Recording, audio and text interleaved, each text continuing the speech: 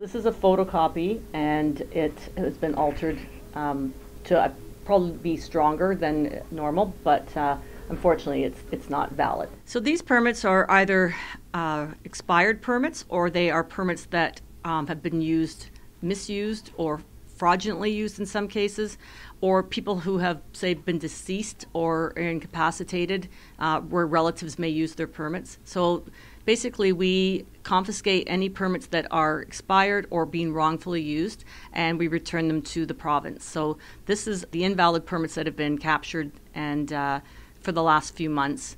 This week we've so far captured 50. The person will use it when the permit holder is not with them, or they will cover the expiry dates so that when we come along to look at the permit, we can't see if it's valid. And that's often because people will give their expired permit to a relative or a family member to use, and so we will issue a ticket and we will try to determine if they have a valid permit.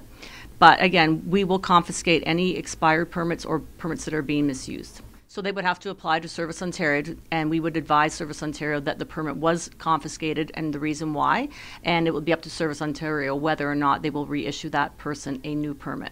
I would like to see people not use the permits when they're not for them, for their use. We want to keep the accessible parking available for those that truly need it. So it's not meant to be a convenient parking space.